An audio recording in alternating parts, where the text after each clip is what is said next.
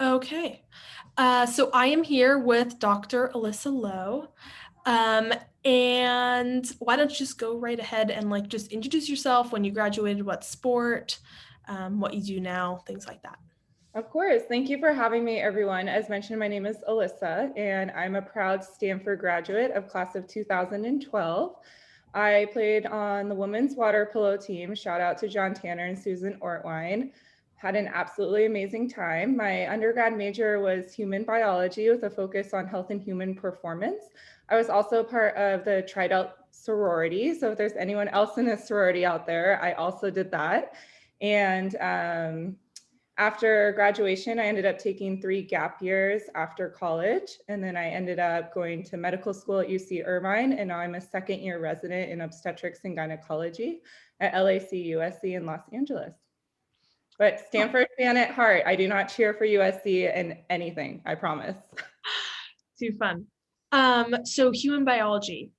When did you like decide on that major? Was it something that you wanted to do coming in, or was it something that you changed into? Yeah, I always knew that I really enjoyed science and human biology to begin with, actually in high school.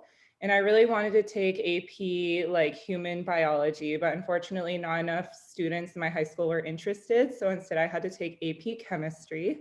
They didn't even have the course, but I knew I was really interested in it to begin with. And then my freshman year at Stanford, I was told if you're a little bit more fuzzy, you should probably do hum bio. And if you're a little bit more like molecular and wanted to get more into like cellular biology, that you should do regular bio. So I decided pretty early on that I wanted to do human biology, and I was lucky enough to have some mentors on the water polo team that were also doing that track. And so they gave me a lot of advice. And so I guess sort of the same along the same lines, like med school.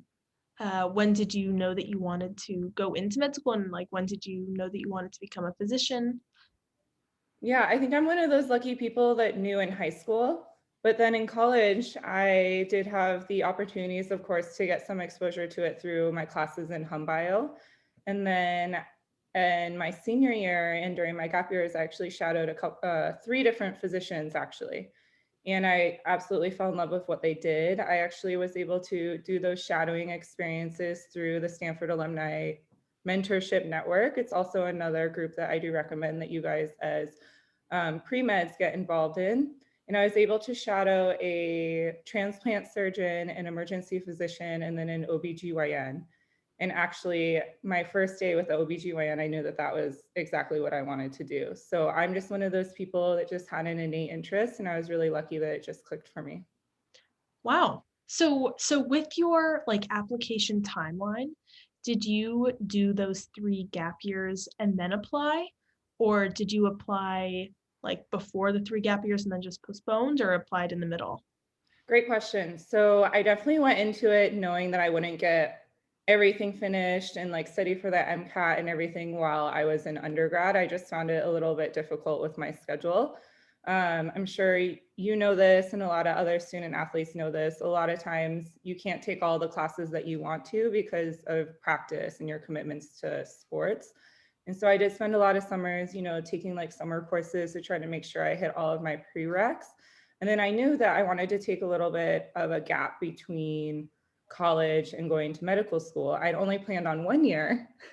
And of course, 1 year turned into 2, and then 2 years turned into 3, which is totally okay. What I ended up doing actually was first I decided to go abroad because unfortunately we are a spring sport. And so there weren't very many opportunities to go abroad throughout college. So I decided to play professionally abroad in Italy. So I played for 6 months in Sicily, Italy, which was very fun. Then I came back and took 6 months to study for the MCAT. And I will say that Months? huh? 6 months to study for the MCAT? Well, it was more like probably 3 or 4, but that was actually my second time taking the MCAT because Oh, I had tried taking it before I went to Italy, and I probably took only about 3 or 4 weeks to study for it. Didn't do as well as I wanted. So when I came back, I was like, you know what, I'm going to really focus on it. And I think that was the best decision because my score ended up improving, I think like 8 points. And this was like the old MCAT. Because because I'm old. But the new MCAT, I don't know exactly how it's scored. It might be a little bit different now. Um, but I really just took that opportunity to focus on it. I worked for a women's mud run while I did that.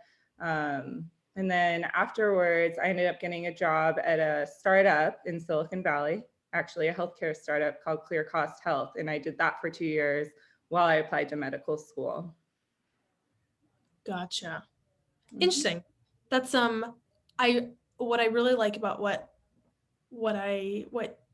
like your path that you just said was that you knew that you wanted to be a doctor and you like knew that you wanted to be home bio, but that you still like gave yourself time after undergrad to do other things.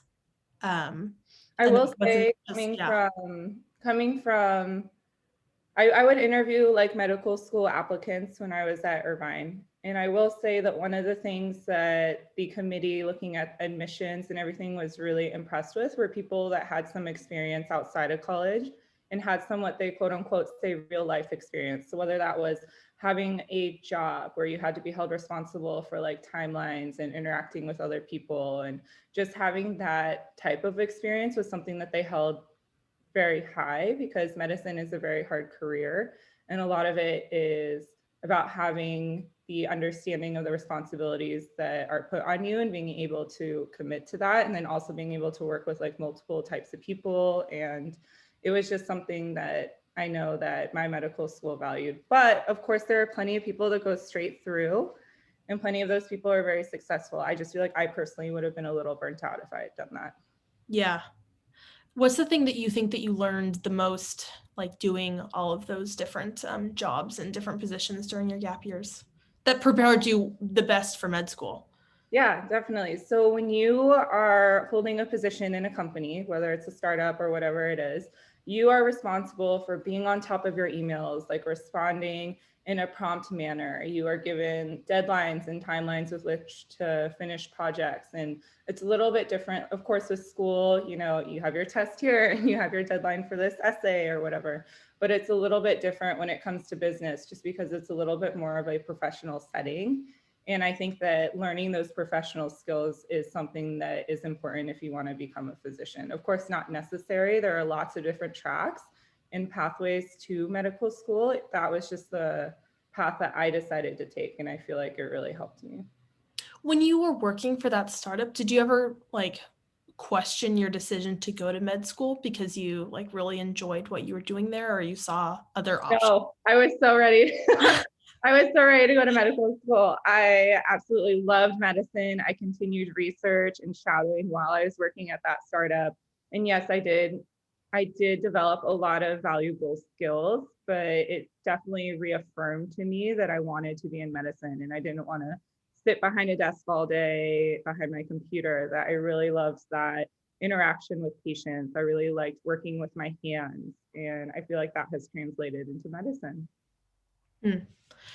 Um, oh, I just had a really important question that I wanted to ask that I really Oh, you spoke earlier about like SAMs, Yes. and I was wondering if you found those roles post undergrad via SAMs or how that like how you actually found um, those Yeah. research positions and your startup that you worked for. Yeah. I found my shadowing opportunities through SAMS, and that was very helpful. When it came to the position, it was actually posted on a Stanford like alumni job board. So it wasn't specific to SAMS in general, but I did find it through the Stanford network. And that's something that we're all very lucky to have access to, and something that I highly recommend that you guys make sure you're plugged into. Yeah. And then talk to me about med school. I think we talked a lot about like your timeline and the things that you did that really helped you get into med school. But what was med school like for you? I've heard so many people say that like med school is much easier than undergrad. It's much easier than Stanford, especially as athletes. But what was that experience like for you? I would say I don't know if you've heard this metaphor before, but people say medical school is like trying to drink from a fire hydrant. I don't know if you've heard that one, but that was one that was said frequently throughout my medical school experience. I absolutely loved it, but I do feel like medical school was actually more challenging academically than I felt like Stanford was. Stanford was extremely challenging because balancing athletics with academics and all of that can be very difficult. But I feel like the actual just amount of memorization that you need to do in medical school was a little bit more difficult. Again, I had taken 3 gap years. I didn't go straight through, so I don't know. I mean, I don't think we ever forget how to do school, quote unquote. But that was a little bit of an adjustment like the first few months. But overall, it was absolutely amazing. You learn a ton. You realize just how much you are capable of, and you also, it's a great opportunity to meet friends. Like I have 3 lifelong friends from medical school, which is really special and not something that I expected to happen. In you know, we all hear stories about like how difficult med school is and being a physician and even in being in residency. In med school specifically, were you ever like, holy cow, what did I get myself into? Like this was like a big mistake, or was it always like, yeah, this is difficult, but I'm here because I know that I want to be here? Like, did you ever have sort of like, I don't know if this is really where I should be? I never had those feelings. I really enjoyed the process, but something that you start to feel probably a little bit more actually in your maybe your 4th year medical school and in residency is something called imposter syndrome. And it's a feeling that you feel like you don't belong, or you're not as qualified to be there or something like that. And I feel like everyone that's in medicine feels imposter syndrome at some point in their career, and it just happens. The one thing that really got me through whenever you start feeling that way, or you have a really hard exam or a really difficult patient or a difficult experience, is you just have to remind yourself that they want you to succeed. So once you're in medical school, it's no longer, yes, you have to work really hard, you have to get the best grades and honors in your 3rd year and all of that as possible to get to the best residency program. But once you're in medical school, you have pretty much jumped over the majority of the hoops that you have to. Once you're in medical school, you're in the top 1 to 2%, and they're invested in you. Your school wants you to succeed. They don't want to invest all this money into training you to have you drop out or not match to a strong program. So I will say medical school, yes, it was hard, but you knew that they wanted you to do well, and they made sure that you had everything accessible to, at least in my medical school, had everything accessible to you that you may need. So I would say you can take comfort in that. And then once you're in residency, yes, it's very hard. You work very long hours, you have difficult situations, but they want you to succeed. You're representing their program. If you graduate from there and you're not a good doctor, it looks poorly on them too. So I would say it's almost like you get more help Hmm. once you've made it through the medical admissions process and you've started your journey towards becoming a physician. Whereas when you're pre-med, all those pre-med courses, yes, they teach you the basics of science that you need to know and how to study.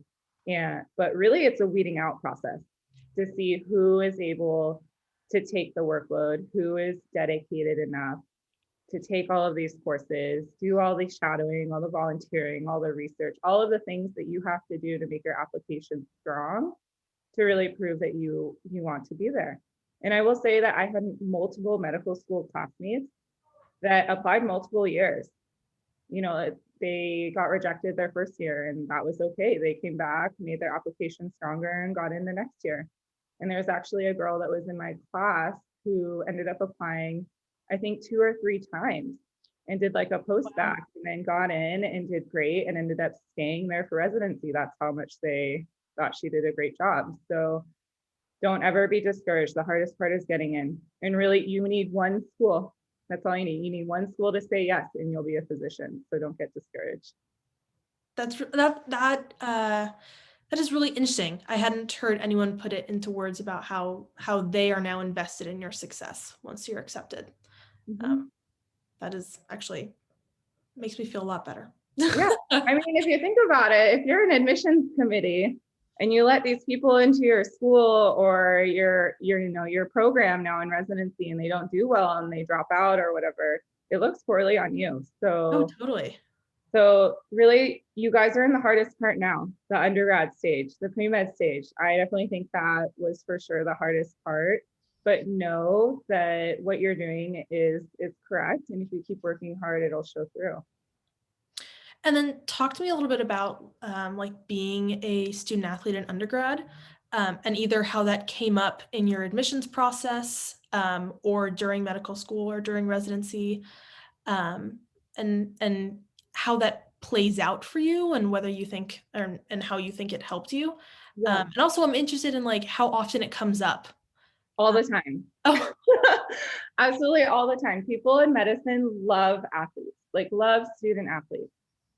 Because as an athlete, as you guys all know, you learn really wonderful time management skills. You learn how to communicate with a team and work with a variety of personalities. You know how to lose. Everyone has lost at one point, and you know how to come back from a loss, from a devastation. It happens in medicine all the time. You lose patients, you have bad outcomes. You learn how to take criticism and how to use those to your advantage. And you're very resilient. And that's something that they love. I would say when I was applying to medical school, I was asked about it at every single interview, every single one. And people thought it was so cool and they really loved it. Then once I was in medical school and I was working with like admissions, they would tell me like, we look at a student athlete GPA, and yes, it needs to be very strong and it needs to be competitive. But if we know that you were like a Division I athlete, they almost in their minds add a few points to your GPA because they know just how difficult it is. So that's also a bonus. And then once you're actually applying to residency programs, it came up all the time as well. hmm, They really love athletes for all of the reasons that I said earlier. And athletes tend to work really hard and just get through things. And we tend to, I mean, I don't want to say other people complain or anything. That's not true, but we have just been through so much with our experiences that we know how to self cope and yeah, how to deal with really tough situations. And I feel like program directors and programs in medicine, they really love that as well. And then it's really fun if you meet someone that, like, for instance, one of our maternal fetal medicine physicians, he actually was a water polo goalie at USC. oh, And how so fun. he loves talking to me about it, even though I haven't been in a pool in like, I don't know, 4 years or something. but, but he loves bringing it up. He always wants me, like before COVID, he was like, come play with us, like all this stuff. And so you kind of find that community as well of like other previous student athletes, and they tend to like look out for you, which is really nice. Hmm, And then just having those like alumni connections is really important, and it's really nice to see people that have been through what you've been through, and I feel like we all tend to like root for each other, which is yeah. great. So yeah, it comes up a ton, so be excited and ready to talk about it. That's too fun. Okay. So remind me a little bit of your timeline. I think if I have it correctly, when you did your 3 gap years, that's you shadowed a doctor who was like uh, in your residency that you're in now, correct? So no, I didn't Something along shadow the lines is that. I didn't shadow anyone here because I was actually in Northern California at the time. I was living in Mountain View. And so I shadowed a physician at actually UCSF, and that was through SAMS, and he was a transplant surgeon. And then I had a couple connections, and I'm from Marin County originally, so just north of San Francisco. So I knew an emergency medicine physician there as well as an OBGYN. So that's how I got those connections. There we go. Okay. Sorry if I misspoke. Your when you shadowed that physician, the OBGYN physician, Mhm. that's sort of when you like really learned that you really liked that field, correct? Yes. Yeah, I fell in love with it. I feel like not very many people have that feeling, and some people just really love all aspects of medicine, and it's hard for them to pick a field. But I feel like my very first day with her was like life changing. Like, I just loved the patient population. I love the relationships you can have with patients on a really, like, almost a lifetime spectrum, from when they get their first period all the way until they're going through menopause or later on, which is really great. And then I remember seeing my first vaginal delivery, and it was so empowering and so amazing. And then the next day I saw C-section for twins, and I was like, oh my God, this is what I want to do. I just knew it. And then throughout medical school, of course, you explore the other specialties, but I actually wanted to go to work when in my third year when I was on OBGYN. I wanted to study. I wanted to read all the books. Like that just totally told me. And then I really loved surgery. And so that also reaffirmed to me that that's what I wanted to do. Yeah, and I guess that's what I was trying to get at, is like, were your initial inclinations of what you wanted to do, like, ever sort of in flux during medical school when you had to explore other things? And it doesn't seem like it was at all. Yeah, I mean, deep down, I always knew that's what I wanted to do. I was tinkering with the idea of like general surgery or emergency medicine, but I just really thought about what would make me happy because I'm the one that has to go to work every day and live my life, Yeah. not anyone else. And a lot of people were worried about the time commitment for an obstetrician gynecologist, especially because in the past it's been known to be very time dependent once you finish residency and you go on to either private practice or whatever you decide to do. And so my mom actually would always try to like, she wouldn't always talk me out of it, but she would always be like, are you sure you want to get up in the middle of the night and deliver babies? Are you sure you want to be on call that much? Like the malpractice insurance is very expensive. But what it really came down to was realizing this is my life to live and not anyone else's. And I'm the one that has to wake up every day and live this life. So I'm going to do what I enjoy and what I love. And also talking to mentors in the field and getting like a better sense of what a practicing general OBGYN, what their day-to-day life looks like, and are there bigger practices, and now with Kaiser and everything. So there's been a lot of opportunities to really explore that. But what it really comes down to is it's your life and you're the one that has to live it. So if you love it, you should go for it. Yeah.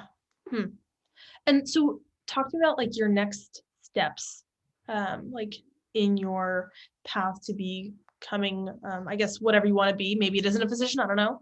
Um, but So yeah, I'm in my second year of residency. So I'm already an OBGYN. Our residency is 4 years. So I'm a little bit more than halfway through my second year. So I have a little less than 2.5 years left. Through my specialty, there are multiple different fellowship opportunities, including gynonc, which is cancer, the gynecological tract. You can do high risk obstetrics. You can do reproductive endocrinology, which is focused on like IVF and everything. yeah, You can do family planning. You can do minimally invasive surgery. You can do urogynecology, which is also a very interesting surgical field. As far as what I want to do right now is I believe I want to be a general OBGYN. I actually really enjoy doing everything. I like working on L&D. I like benign gynecology. So as of right now, I'm not planning on fellowship. Of course, that can change, but I do have to decide in yeah, like the next 6 months. yeah, But I'm pretty sure I'm going to be a generalist. And then afterwards, I'm not sure where I want to practice, but definitely somewhere in California. So we'll see. gotcha. Well, that's sort of the end of the road for those types of questions. But I guess I'm wondering sort of like as we're building our AIMS mentorship program and just having more people available for undergrads and whoever else to ask questions to. I'm wondering like what you think that you are able to bring to the table with your specific experiences and your likes and dislikes, what you are able to do as a mentor, and like what specific things people can come to you with, and what you specifically can help with the most. Yeah. So I'm a resident now, so I'm not super close to the application process anymore, but I might be a little bit closer than some of the other mentors you might have. I also am very open about my experience. Like as mentioned, I took the MCAT twice and that's totally fine. I also will be like very, very, very honest with everything. So if you're looking for a very honest answer, I'm definitely a mentor that you should talk to. I also, taking the gap years and everything had a little bit of a more non-traditional track because I didn't do something like scribing or something like that. I worked for a startup. So that's also a little bit interesting. Of course, if you're interested in women's health or becoming an OBGYN, I would be very happy to talk to you about that as well. And I'm willing to talk to you guys about like how to interview, how to put together your application, because I did do a lot of applications and interviewing while I was in medical school for medical school applicants. And then as well, if you do reach out and have members that are medical students interested in getting mentorship about applying to residency and everything, I of course am able to help with that. Oh, that's awesome. Thank you. I really appreciate it. That is quite the list. So that's awesome. Is there anything else that I didn't get a chance to ask about your story that you think is important, or any other um, parting words of wisdom that you wish you had gotten, or anything like that? Yeah, I mean, one thing I will say is I did try to utilize the pre-med like advisors and counselors through Stanford.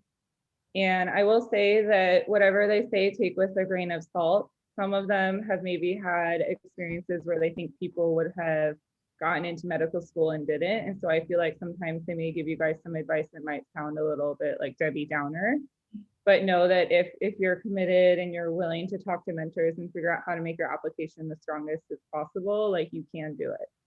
And like don't get discouraged. Like I personally went and saw a counselor and they told me that I shouldn't apply to MD programs, which is ridiculous, especially given how my path has gone and how successful I have been both in medical school and residency. So don't let one person like ruin your path. If this is what you want to do, you're going to find a way to do it. Just make sure you talk to the right people. That's awesome. Thank you. Yeah. Let me just end this.